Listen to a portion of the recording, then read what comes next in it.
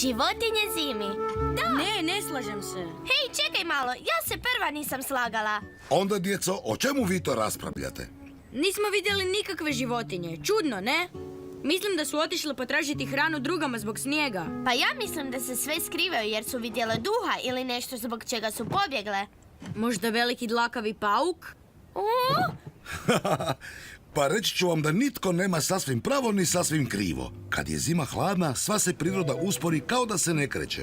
Na raspolaganju je manje hrane nego u drugo doba godine. Stoga će neke životinje pokušati naći hranu negdje dalje. I to baš puno dalje. To je slučaj s pticama selicama. Aha, znao sam da imam pravo. O, vidi, ovu prepoznajem. To je ždral, a ovo je lastavica.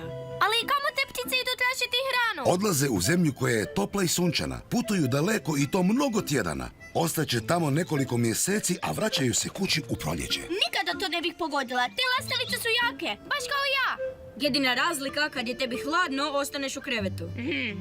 Pa, točno to rade neke druge životinje. Radije ostaju spavati cijelu zimu. Kažemo da hiberniraju. Rekla sam ti, i ja sam imala pravo. Prije početka zime te životinje naprave zalihe hrane, a čim zahladi udobno se smjeste i provedu cijelu zimu unutra. Čekaj, i žabe hiberniraju? Da, neke od njih. Ostanu pod vodom i dišu kroz kožu. Sad mi je jasno zašto ih ne vidimo. Ali zar one zaista spavaju cijelu zimu? To je jako puno spavanja. Ne spavaju cijelo vrijeme, samo sve rade puno sporije. Budući da imaju puno hrane, mogu gricnuti između spavanja. Ja bih rado ostala u krevetu kad je vani hladno i imala puno kolača od mrkve.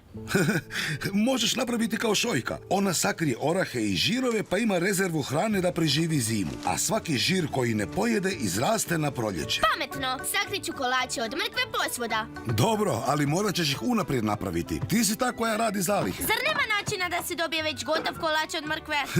Ma što je to? Zar ovaj nije već gotov? Je! I jeste li nešto naučili? Da, zimi ne vidimo životinje zato što su migrirale na kraju ljeta poput lastavice. A druge hiberniraju poput ježeva. To je uglavnom točno. Što? Mislim da jutros niste dobro pogledali oko sebe. Ima i životinja koje se prilagode. Krzno im postane deblje kao kod lisica ili zečeva. Tako izdrže hladnoću. Nije fair, nisi nam rekao za njih. Da! Imate pravo, samo uživajte u kolaču od mrkve. Edmund i Luce, Edmund i Luce.